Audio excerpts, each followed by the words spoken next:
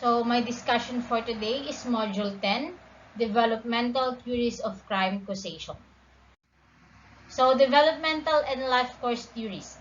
Developmental and life course theories of crime are collectively characterized by their goal of explaining the onset, persistence, and desistance of offending behavior over the life course. Researchers working within this framework are interested not just in offending, but also in the broader category of antisocial behavior. The research aims to investigate the development of offending and antisocial behavior throughout life, risk and protective factors that predict this development, the effect of life events, and the intergenerational transmission of offending and antisocial behavior. While there have been a number of developmental and life course theories of crime, the more influential and empirically tested ones include Sampson and Loeb's age-graded informal social control theory and Moffitt's typological model of life course, persistent and adolescents limited offending.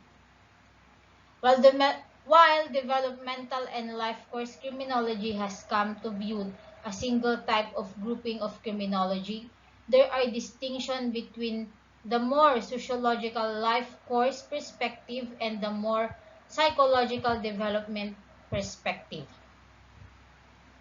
There are four central themes of life course paradigm. The interplay of human lives and historical times, the timing of lives, linked or interdependent lives, and human agency in making choices.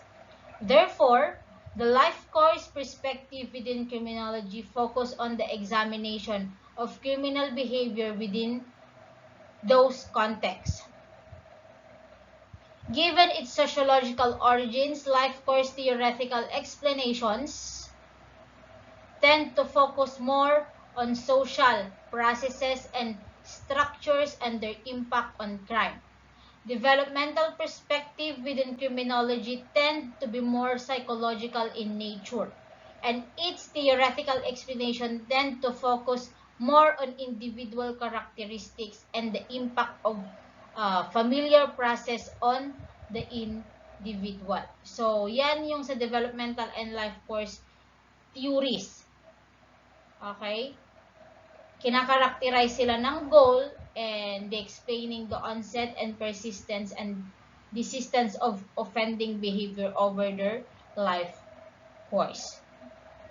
So, meron tayong 4 na central theme ng life course natin. The interplay of human lives and historical times, the timing of lives, link or interdependent lives, and human agency in making choice. So, yan yung 4 na central themes ng life course. Latent trait theory. So, latent trait theory na discuss ko na to sa previous slides or previous discussion. So, like other theories of criminal intent, latent trait theory seek to provide a reason of crime. So, kumukuha siya or nagsisik siya para makapag-provide siya kung ano ba yung reason ng crime na yon. The theory states that certain people have a personal characteristic that is responsible for their need to commit crime. The individual is often not responsible for what they do because their impulses are controlled by this specific trait. Also, the individual does not commit crime unless there is opportunity.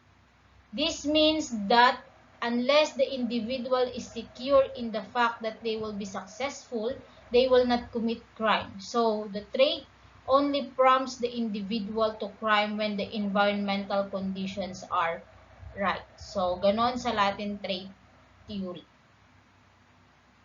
So, sinasabi na unless the individual is secure in the fact that they will be successful, they will not commit crime. As long as nagiging successful sila sa buhay, okay, hindi sila magkukumit ng crime. So, next, interactional theory.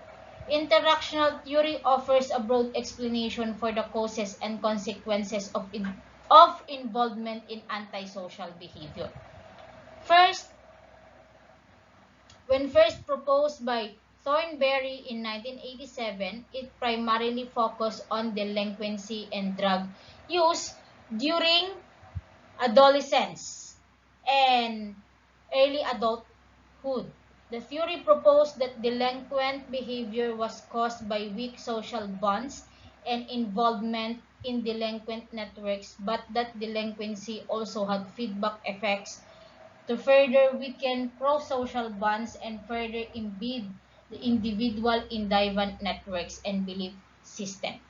Prolonged and serious involvement in antisocial behavior gradually evolved over the life course as a function of these reciprocal processes. The theory was subsequently expanded into two major directions. First, Thornberry and Korn noong 2001 and 2005 added a fuller developmental life course perspective to account for involvement in antisocial behavior across the life's span.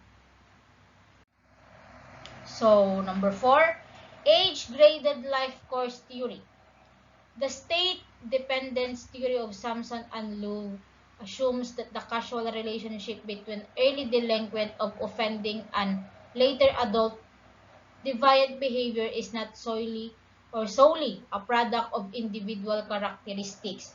Social events may change some individuals while others continue to offend. Their theory contains three main components. First, the micro-level structural context is mediated by informal family and school social controls, which can explain delinquency in childhood and adolescence. Next, there is continuity in antisocial behavior from childhood through adulthood in variety of life domains.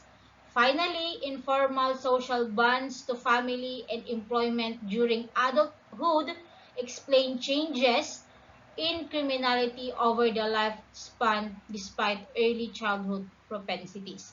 So, yan naman yung age-graded life course theory natin. Next, social development theories offer an integrated perspective and place a greater emphasis on changes in offending over time, generally use longitudinal measurements of delinquency and offending. Recognize that a critical transitional period occurs as a person moves from childhood to adulthood. So, ganyan naman sa social development theories. Control balance theory, Charles R. Tittle, blended social band and containment perspective, noting that too much control can be just as dangerous as too little. Control ratio is the amount of control a person is subject versus the amount of control that person exerts. Control surplus, exploitation, plunder, and decadence. Pero kapag control deficit naman, predation, defiance, and submission. Next, general theory of crime by Michael Gottfredson and Hershey. Proposed theory based on the concept advanced in control theory. Note, nearly all crimes are mundane, simple, trivial, easy acts aimed at satisfying desires of the moment. In individuals, lacking self-control occurs when personal desires conflict with long-term interest. A well-developed social bond will result in the creation of effective mechanism of self-control.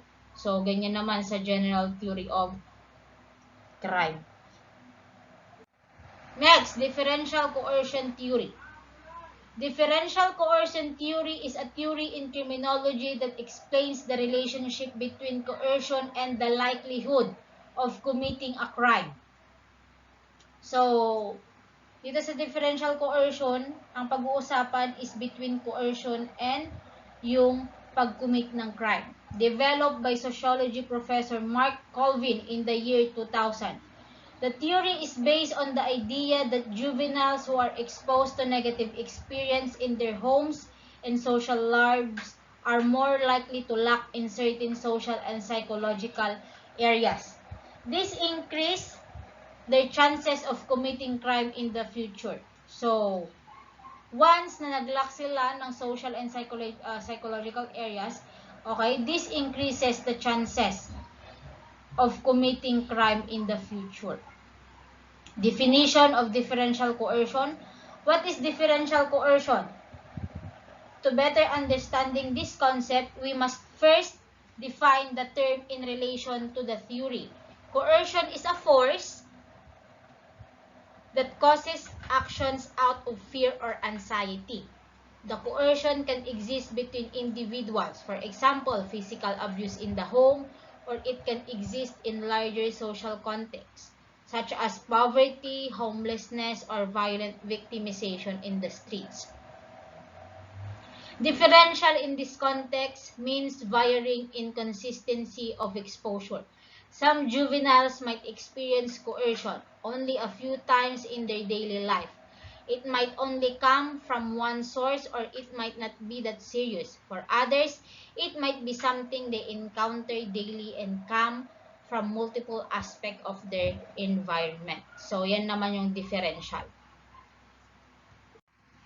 So, that was the end of my Module 10 discussion. Thank you and God bless.